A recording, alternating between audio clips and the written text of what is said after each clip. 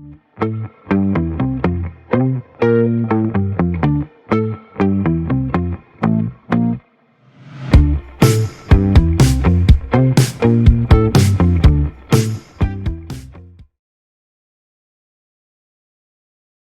Ibu Risma. Waalaikumsalam Bu Aziza. Gimana kabarnya? Sehat ya? Sehat, alhamdulillah. Ibu bagaimana kabarnya Bu? Alhamdulillah sehat juga. Ya. Ibu Risma sudah melakukan supervisi ya kemarin ya? Oh iya Bu, Iya. kemarin sudah melakukan supervisi dengan beberapa guru. Iya. Dan akan melakukan coaching pasca supervisi? Iya, iya Bu. Rencananya hari ini mau coaching sama Pak Misgianto. Iya. Gimana Ibu Risma persiapannya? Rubrik-rubrik penilaian dalam coachingnya udah disiapin? Oh iya, udah siap. Itu kemudian sudah menyiapkan juga kira-kira apa yang ingin ditanyakan dalam proses coaching.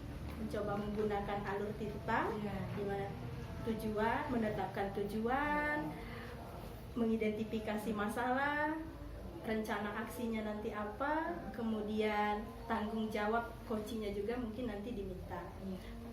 Bagus sekali ya Ibu Risma ya. Jadi alur ceritanya sudah dikuasain ya insya Allah ya dengan sama Ibu Risma ya. Dan jangan lupa saya ingatkan juga ya Bu Risma, nanti kompetensi inti dalam coachingnya jangan lupa apa saja Bu Risma, saya ingat ya.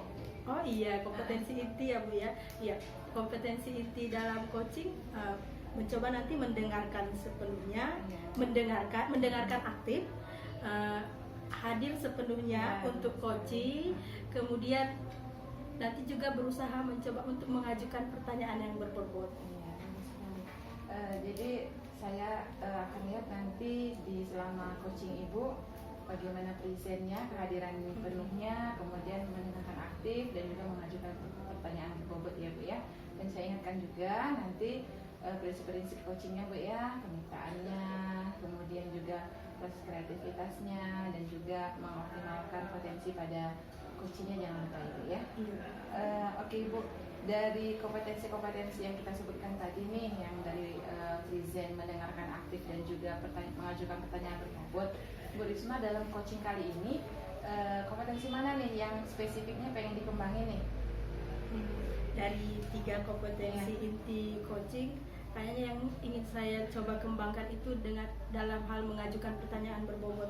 Oh, gitu ya. Jadi lebih ingin mendalami atau mengasah keterampilan mengajukan pertanyaan berbobot ya Bu ya? Iya, ya. tapi bukan berarti mengesampingkan kehadiran sepenuhnya atau mendengar aktif, Benar tapi sekali. yang lebih ditekankan nanti mencoba menggali dengan pertanyaan berbobot. Mungkin seperti itu. Iya benar sekali Bu Risma, karena ketiga-tiganya itu memang harus ada ya Ibu Iya, ya, iya. saling keterkaitan. Ibu nanti selama proses coaching dengan Pak Misgianto ya, kira-kira indikator ketercapaian dari coachingnya apa nih Bu?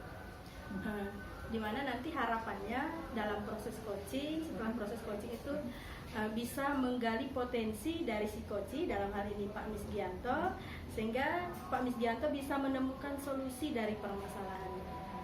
Bagus sekali Bu Risma.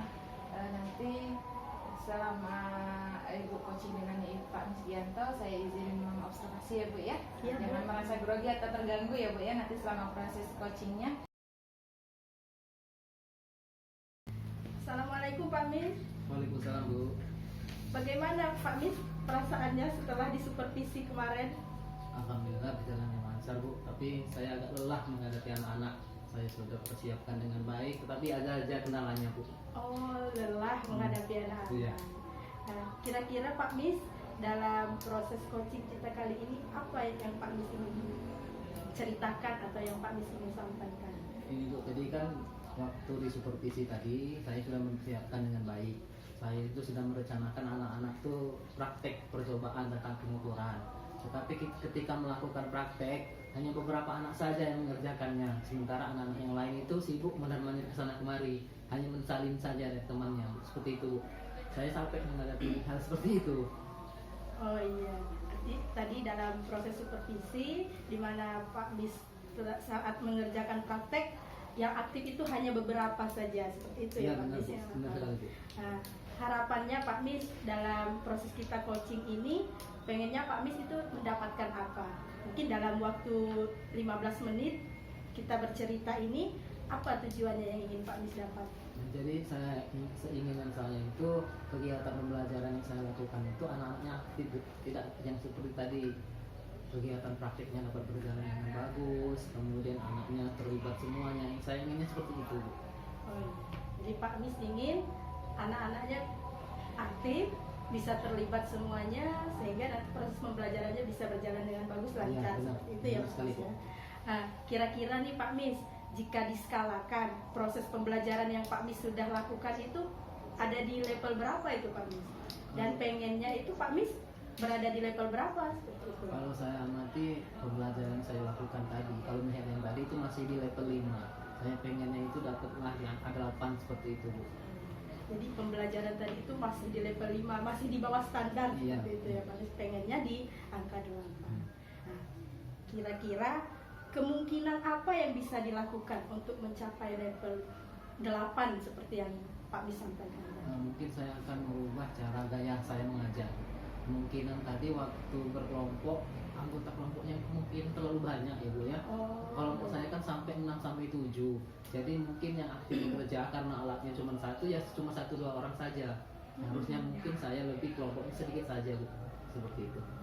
Jadi dalam proses pembelajaran Pak Mis ini kemungkinannya mengubah gaya belajar seperti itu ya. Dari tadi kan kelompok, jadi mencoba untuk kelompoknya lebih disedikitkan. Iya.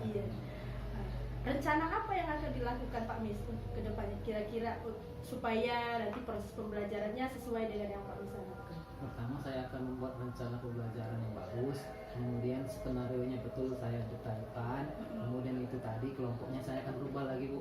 Mungkin untuk praktek yang seperti itu cukup 3 orang saja, jadi semuanya aktif anak-anaknya. Ya, jadi membuat kelompoknya menjadi beberapa orang saja. Iya. Jadi terkait strategi nih dalam rencana Pak Mis tadi, apa kira-kira strateginya yang akan Pak Mis lakukan? Strategi saya yang pertama yaitu tadi alatnya mungkin diperbanyak lagi, Bu. Tadi kan memang alatnya sedikit, jadi kita bagi kelompoknya jadinya banyak. Kemudian di awal-awal mungkin biar anak tertarik, ya saya harus demonstrasi dulu alatnya supaya anaknya tidak tanya terus. Tadi kan banyak yang bertanya.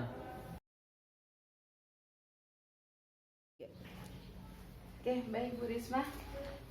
Sudah ya tadi proses coachingnya ya. Alhamdulillah sepertinya berjalan lancar begitu. Bagaimana perasaannya Bu Risma? Iya Bu, alhamdulillah sudah selesai. Merasa senang juga karena selain bisa menambah wawasan pribadi, menggali proses coaching, bisa membantu Pak Mis menemukan solusi dari masalahnya. Senang juga ya kalau bisa bantu teman ya Bu Iya Bu. Risma. Bu Risma, selama proses coaching tadi nih, apa saja sih yang sudah Ibu lakukan untuk menjadi indikator ketercapaian bahwa coaching saya ini sudah berhasil nih gitu. Apa yang sudah Ibu lakukan?